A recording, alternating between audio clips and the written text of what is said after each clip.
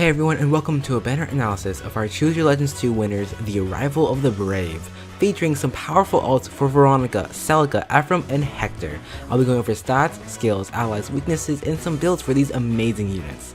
Now let's begin. I'm with you. Starting off the analysis, we have our second place winner of the women's division, Veronica. This is not the Veronica we know, but one from another world. She's a cavalry healer, the next after Maribel, which wasn't that long ago. Her HP is solid at 36, her attack is great at 32, her speed is fantastic at 36, her defense and resistance is poor at 21 and 19. In comparison to Elise, Veronica is better offensively but lacks the resistance that Elise has. It's the same deal with Maribel. While she lacks some attack, the speed and her legendary staff make up for it. Her weapon is... I can't pronounce that. It is a high met of 14 and has a built-in dazzling staff. The special effect is really good. If she attacks, the target and the foes within 2 spaces receive -4 to all their stats, and her allies within 2 spaces receive +4 to all of their stats.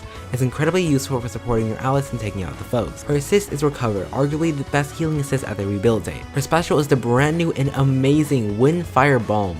When she procs this skill, all allies, let me repeat, all allies will be granted +6 attack and speed. That's crazy powerful. Her B skill is Wrathful Staff. With this, she can fully maximize her great offensive stats. Her C skill is the new Close Guard. Allies within 2 spaces will receive +4 defense and resistance when they go against a foe who uses a sword, lance, axe, or dragonstone. When pairing up Veronica, you want some tanky cavaliers who can provide cavalry buffs and take hits for her. Offensive units that make good use for Windfire Balm and her weapon skill are also great choices. In my opinion, you want both of these allies. Veronica can keep healing the tank while the offensive units go crazy over all those buffs. However, she is not all powerful. Triangle Adept Raventail mages, no matter how rare, are still a big problem for her. And just like offensive units can be her allies, they can also be her downfall. Veronica doesn't have the defense, resistance, or HP to take a hit from these powerful units. Some builds for our Brave Princess are as follows. This is simple, cheap, and easy to do. Slap on attack +3 and watch her be a dangerous healer in the field. The second set uses attack speed push to give her a sudden boost in power for when she needs it.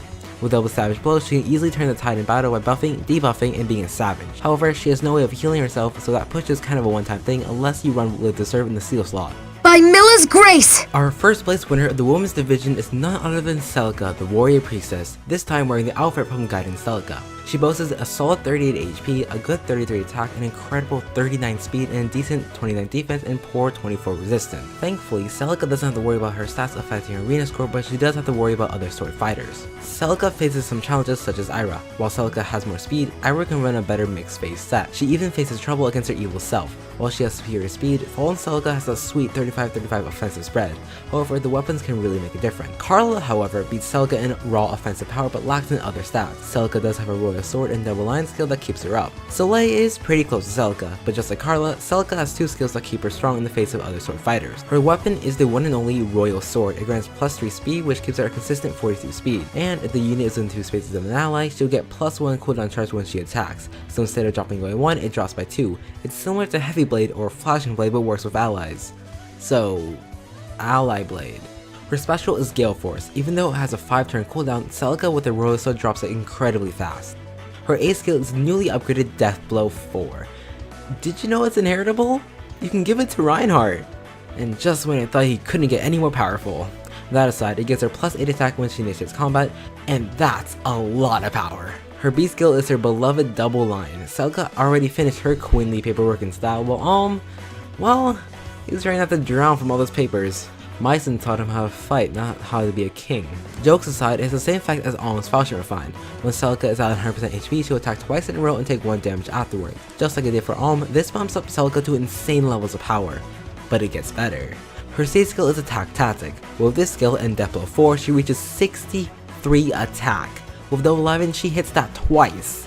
That's wild! What's more wild are her allies. Characters who can provide the infantry pulse effect are great. With this, her Gale Force drops to 4-turn cooldown. After Celica hits her double line, she can start using her Gale Force right away. Tanks who can move her back and take the brunt of enemy phase are also good choices too. Since Celica will be going all out, she can get hurt badly. Fix that with Wings of Mercy dancers who can teleport over and keep her moving. Some of Celica's weaknesses are as follows. Strong blue tanks who can take on her double line and 63 attack can take her out. Celica is a great player phase unit but falls easily in the enemy phase. Sure, 38 HP and 29 defense is good, but high tier units have more than enough to take her out. Her first build simply gives her reposition. Her base kit gives her raw damage output, which is amazing, but kind of a one-trick pony. Her second set is the Stand Life and Death Desperation, you get the idea. This way she stays consistent with her stats and doesn't rely on being healed for her double lion. This way she stays consistent with her stats and doesn't have to rely on being healed to use her double lion. With her high attack, Growing Wind is a great special on her as she can cripple her foes, giving kills to her allies. It's supportive and dangerous.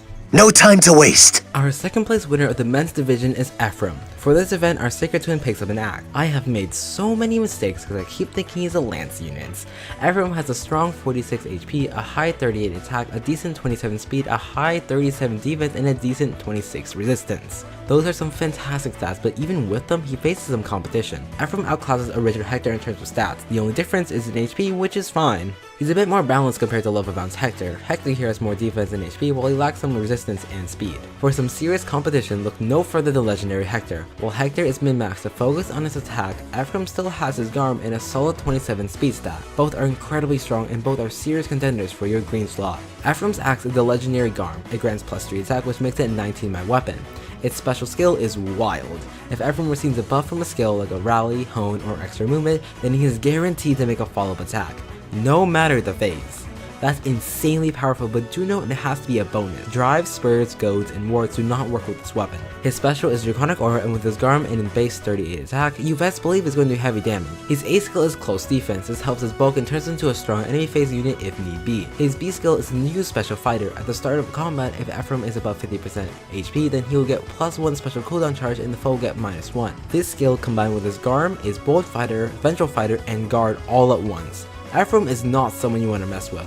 His C skill is Armor March, which synergizes well with his Garm, provides better movement and guaranteed follow-up when it works. Some allies of Ephraim are strong armor units who can support him with Armor March. Long-range buffers like Titania's new Res Tactic Refine or So's Peshcast is a good choice. Erica's weapon refinement relies on her using tactics for the full force so she can be a strong ally for her brother. Some weaknesses for Ephraim are strong red units who can take him down if he tries to mess with them. Offensive mages like Horse Erica can wreck his day. Dancer Micaiah has a red Suzu which does super effective damage on him. Since Ephraim relies on his buff, dagger units with the Cleaner might be able to do some damage. His first set is to get to more enemy phase. With double close defense, Ephraim with just 49 defense and 38 resistance. A slightly more expensive set is with Brazen Attack Defense from Ares. This set focuses more on his offensive and defense rather than enemy phase. This works on both. With Brazen and Defense Tactic, Ephraim gets 25 extra points from Bonfire. I've just gotta be me, you know? Oh, this! Our first place winner of the men's division is none other than Hector. Wearing his brother's armor, this brave warrior marches into battle. His stats are pretty similar to Ephraim, so I won't go over it again. There are only slight differences in their stats. If we compare it to other armor lance units like Effie, well, she could body build a bit more. While she boasts a superior attack stat, Hector makes out for that with his weapon, skill, and 6 points of defense. That makes a big difference. Harden, who's 3 points behind in attack and defense, while his resistance is higher, Hector is still in the lead. Hector's weapon is the Maltet. It's a slaying effect, and if he's above 50% HP and the foe initiates combat, Hector is guaranteed to make a follow-up attack. Vengeful Fighter, but without the special cooldown drop. His special is Ignis, which works extremely well with Maltet's cooldown drop and Hector's high defense. His A skill is the Austin Counter. You might be thinking that Hector no longer has this encounter, and you're wrong. Hector took DC for a day in Austin and it came back stronger. I know that has weird implications, but don't worry about it. It has this encounter and if the foe initiates combat, Hector gets +4 attack and defense. His B skill is one of the best skills for armored units, Bold Fighter. With this skill and Maltet and Austin Counter, Hector is a mixed phase which is insanely powerful. His C skill is the new Even Res Wave. On even number turns, Hector will get +6 resistance to himself and adjacent allies. With his good resistance stat of 28, Hector is also a mixed bulk, making it harder for dragons to take him down. Some allies of Hector are other armored folk who can provide him with buffs. Since Hector will mainly going in alone, long-range buffers are also good allies for him. Despite his mixed bulk, dragons can still prove a challenge for him. Strong blue killers that can tank his hits are dangerous. Graveland with his Sacade's Blessing is still a problem for him. His base kit is just too good. I only have one build for him. While you can explore a bit more with his C skill, his other skills fit too well. That's it for this banner analysis. For a final verdict, go for it. This banner has some amazingly powerful units that you don't want to miss out on. These units have all the stops covered and you best use your orbs. If you find this analysis to be helpful, make sure you subscribe and hit that like button. I do lots of Fire Emblem Heroes content, so stay tuned. And with all that, make sure you stay hydrated folks, and have a nice day.